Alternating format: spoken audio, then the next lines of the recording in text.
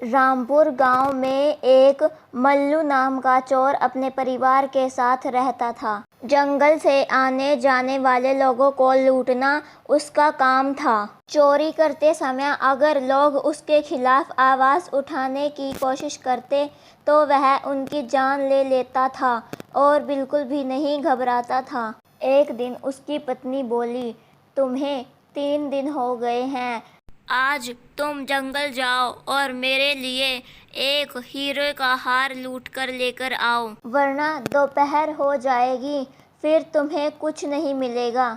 मल्लू अपनी पत्नी से कहता है, मैं जा रहा हूँ, लेकिन मुझे जाने से पहले भूख लगी है, मुझे खाना चाहिए। उसकी पत्नी बोली, खाना तैयार है, लो खाना पकड़ो और जल्दी से चले जाओ। मल्लू फिर अपने घर से निकल पड़ा और जंगल में जाकर एक पेड़ के पीछे छिप गया। इधर किशोर अपने चाचा से कहता है, चाचा आप बहुत सारे पैसे लेकर जा रहे हैं और जंगल में ध्यान से जाना, रास्ते में चोर बहुत मिलते हैं और आपको नुकसान भी पहुंचा सकते हैं। लेकिन रामू चाचा ने कहा, ये रास्ता मेरे लिए कोई मुश्किल नहीं है, रोज़ का आना जाना है, तुम चिंता मत करो, मैं सही सलामत गांव पहुंच जाऊंगा। रामू पैसे लेकर जंगल के रास्ते से जा ही रहा था कि उसका रास्ता मल्लू चोर ने रोक लिया और उससे कहने लगा कि तेरे पास जो कीमती सामान और पैसे हैं वो सब मुझे दे दो। लेकिन रामू उससे कहने लगा, अरे अरे मेरे पास ज़्यादा पैसे नहीं हैं, तुम मुझे जाने दो, मेरा रास्ता मत रोको। रामू मल्लू चोर से कहने लगा, मेरे पास क्या ही होगा, मैं तो गरीब आदमी हूँ। लेकिन रामू के पास बैग देखकर मल्लू ने कहा, तुम यह बैग मुझे दिखाओ, मैं इस बैग को अपने आप देख लूँगा। रामू बोला, इसमें कुछ नहीं है भाई, रास्ते में खाने के लिए खाना लेकर जा रहा हूँ और कुछ नहीं है इसमें। लेकिन मल्लू चोर जिद्दी था, उसने उसका बैग छीन लिया। अब मल्लू रामू से बोलने लगा कि यह तो पैसे हैं, तुम झूठ क्यों बोल रहे थे, अब झूठ बोलने के लिए मैं तुम्हें चाकू मारूंगा।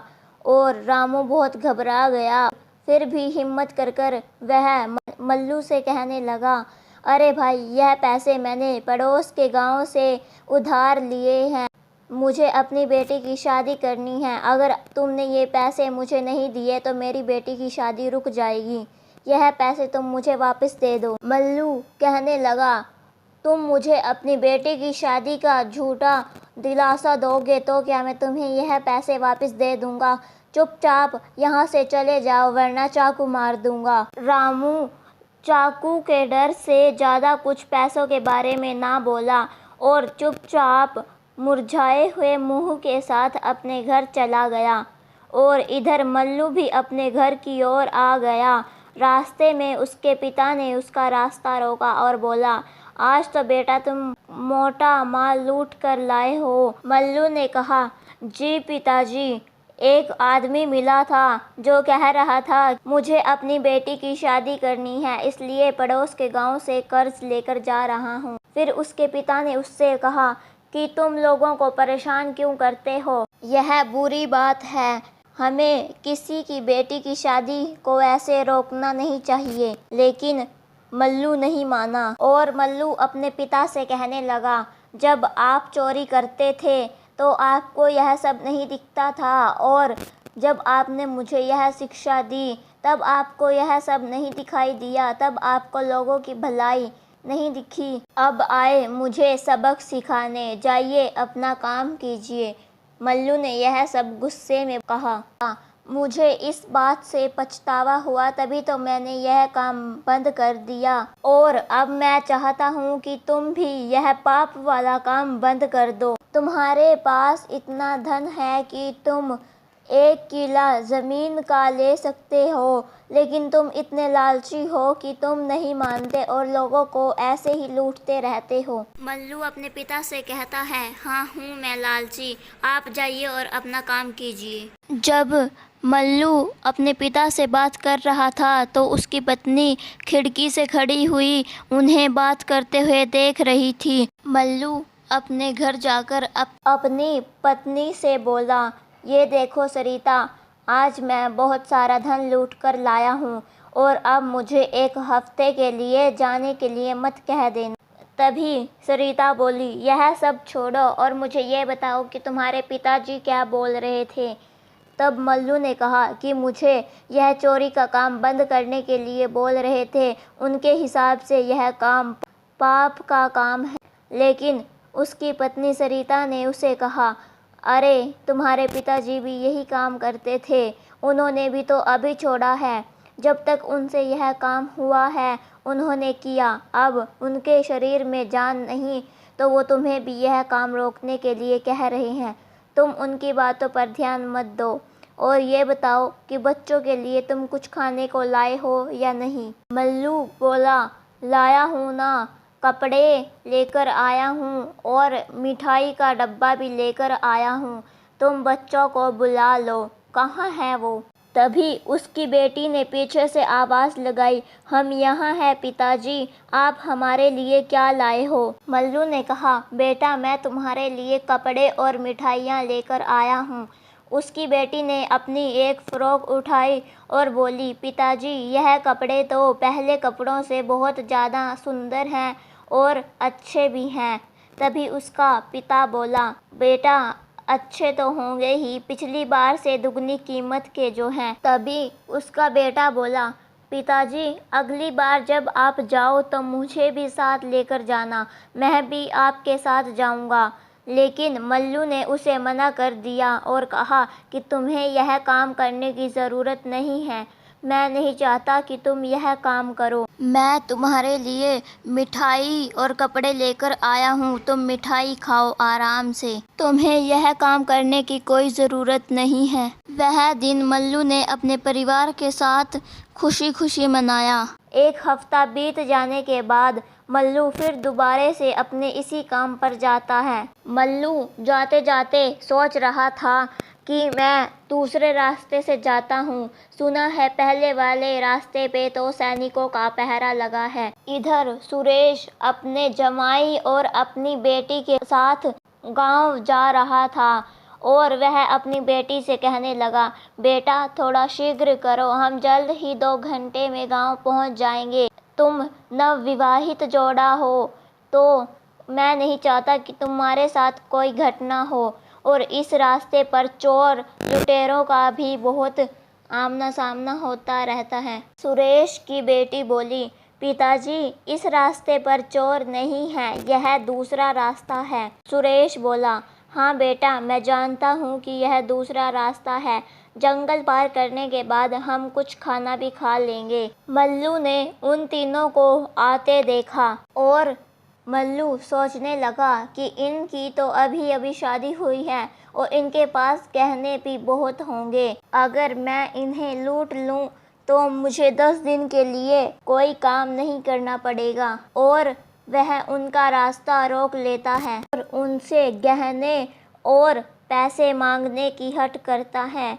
लेकिन सुरेश ने उससे कहा, अरे भाई यह नवविवाहित जोड़े हैं, तुम यह कुछ पैसे रख लो पर हमें जाने दो। लेकिन मल्लू ने कहा कि मैं तुम्हें साधारण चोर लगता हूँ जो मुझे यह सब देकर तुम टाल दोगे। सुरेश ने मल्लू को कुछ पैसे देने को कहा लेकिन मल्लू ने वह पैसे नहीं लिए और कहा कि मुझे इन पैसों के साथ जो तुम्हारे पास जेवर और गहने हैं वो सब मुझे दो। तो सुरेश ने उसे पैसे और गहने दे दिए किंतु वह उसकी बेटी के गले में पड़े हार और मंगलसूत्र को भी मांग रहा था। इसकी 2 दिन पहले ही शादी हुई है, यह नवविवाहित है और इसके गले से अभी मंगलसूत्र उतारना अशुभ होगा। तुम हमें जाने दो और यह सब रख लो। लेकिन मल्लू जिद पर अड़ गया और उनसे वह हार भी मांगने लगा और उनको डराने धमकाने लगा, अगर तुमने यह हार मुझे नहीं दिया तो मैं तुम्हें चाकू मार दूंगा।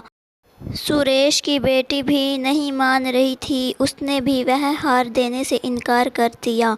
चाहे जो भी हो जाए, मैं यह हार नहीं दूंगी। फिर मल्लू ने कुछ सोचा न समझा और सुरेश को चाकू मार दिया और मौके पर ही सुरेश की जान चली गई। यह सब देखकर उसकी बेटी रोने लगी और उसे वह हार मल्लू को देना पड़ा। यह सब बातें उनकी एक भूत पेड़ पर बैठा सुन रहा था।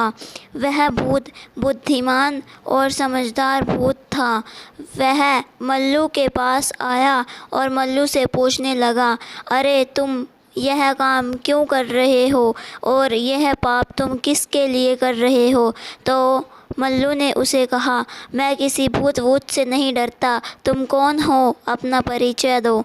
तो उस भूत ने कहा कि मैं डरावना भूत नहीं हूँ, मैं एक समझदार भूत हूँ और मैं तुम्हें यह पूछने आया हूँ कि तुम यह पाप क्यों कर रहे हो।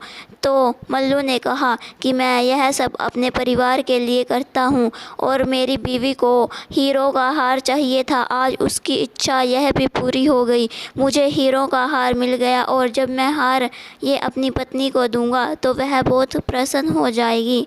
लेकिन भूत ने उससे कहा, यह बात तुम्हारी ठीक है। तुम अपने परिवार के लिए इतने पाप करते हो तो उन्हें एक बार यह कहकर देखना कि वह तुम्हारे पापों को साझा भी कर सकते हैं या नहीं, फिर तुम्हें पता चलेगा पाप कर रहे हो। फिर मल्लू कहता है, मेरा परिवार मुझसे बहुत प्यार करता है और वह मेरे लिए कुछ भी कर सकता है। तुम्हारी इच्छा के अनुसार मैं आज उनसे घर जाकर यह भी पूछ लूँगा कि वह मेरे पापों को साझा कर सकते हैं या नहीं। मल्लू घर जाता है और अपनी पत्नी को हार देता है। उसकी पत्नी हार को देखकर बहुत प्रसन्न होती है और सरिता, मैंने तुम्हारी हर इच्छा पूरी की है। जो तुम मुझसे मांगती हो मैं तुम्हें वो ला कर देता हूँ, लेकिन इसके लिए मुझे बहुत पाप करने पड़ते हैं। इन पापों को क्या तुम मेरे इन पापों को साझा कर सकती हो? तो उसकी पत्नी ने तुरंत मना कर दिया और कहा, हमारी ज़रूरतें पूरी करने का तुम्हारा कर्तव्य है और चाहे तुम इसे चोरी डकैती कर कर पूरी करो, चाहे खुद की मेहनत से। और तुम्हारे पापों को साझा करना मतलब मुझे भी नरक की आग में जलना होगा। मैं ऐसा कदापि नहीं करूँगी। मैं तुम्हारे पापों को साझा नहीं करूँगी। मल्लू दौड़ा दौड़ा उसी भूत के पास जा पहुँचा। फिर उस भूत ने उसे अपनी घटना सुनाई और कहा कि मैं भी पिछले जन्म में एक तुम्हारे जैसा बड़ा डाकू था और मैं भी ऐसे ही डकैती करता था और किसी भी पाप करने से नहीं डरता था। और अब तुम मेरी हालत देख सकते हो। अब मैं हज़ारों सालों तक ऐसे ही रहूँगा। यह सब बातें सुनकर मल्लू को बड़ा अफसोस हुआ और वह भूत से कहने लगा कि अब मैंने भी बहुत पाप किए हैं और मैं अब अपने पापों को कैसे कम करूं? तुम मुझे कोई इसका उपाय बताओ। तब भूत कहता है कि तुम्हारे पास जितना भी धन है उसे तुम अच्छे कार्यों में लगाओ, इससे तुम्हारे पाप कम हो जाएंगे। और उस दिन से मल्लू ने भी ऐसा ही किया। वह अपने सारे पैसों को अच्छे कार्यों में लगाने लगा और चोरी डकैती का काम करना बंद कर दिया। दोस्तों, इस कहानी से हमें यह सीख मिलती है कि हमें पाप नहीं करने चाहिए। हम जितने भी पाप करेंगे उनका फल भी हमें ही भुगतना होगा।